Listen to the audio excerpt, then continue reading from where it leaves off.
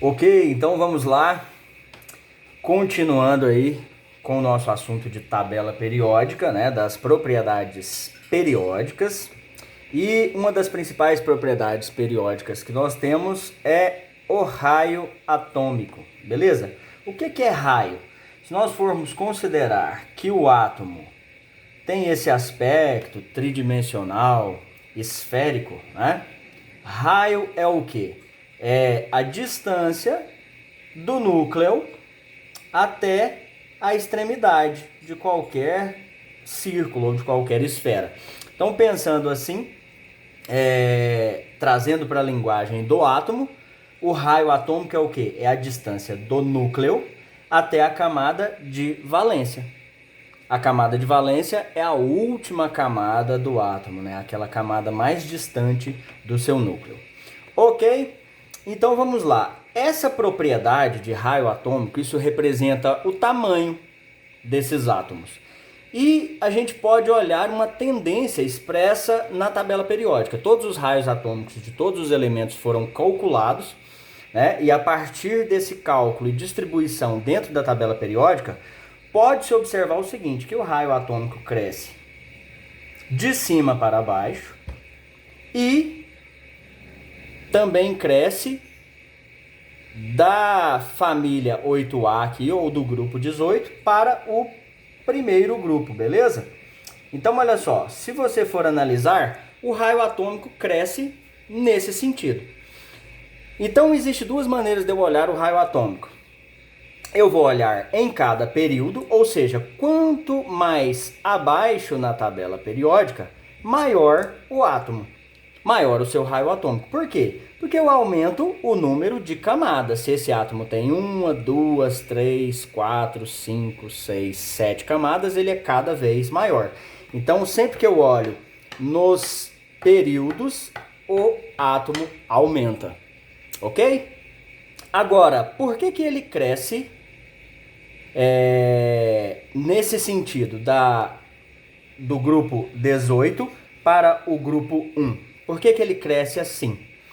Porque, por exemplo, se nós formos avaliar aqui os elementos neônio, por exemplo, que tem número atômico 10, e formos olhar aqui, por exemplo, o lítio, que tem número atômico 3, eles estão no mesmo período. Quem tem maior raio? Se ambos, tanto o lítio quanto o neônio, estão no segundo período e eles têm duas camadas, eles deveriam ter o mesmo tamanho, mas não tem.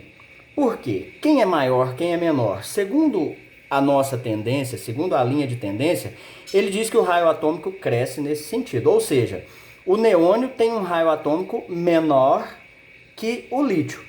Por quê que isso acontece? Nos períodos é simples, a gente só avalia quantas camadas a mais ele tem. Mas no mesmo período, eu vou avaliar o número atômico, que é o que? A quantidade de prótons. Você entende que no caso do lítio, ele tem 3 prótons, ok? Ele tem 3 prótons fazendo força nos elétrons que estão circulando nessa região.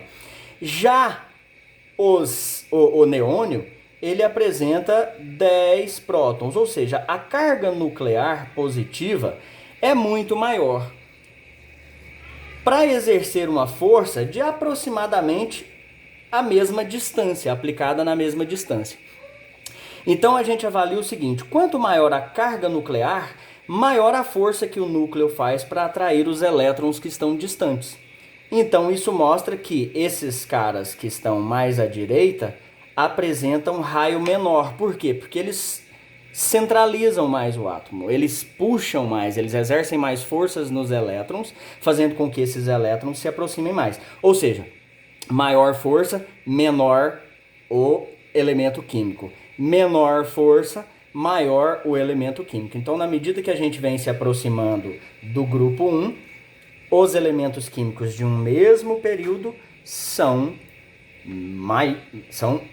maiores, ok? Acho que fica claro aí, vocês devem prestar atenção nessas duas nessas duas ideias, existe uma maneira de eu olhar na vertical e uma maneira de eu olhar na horizontal.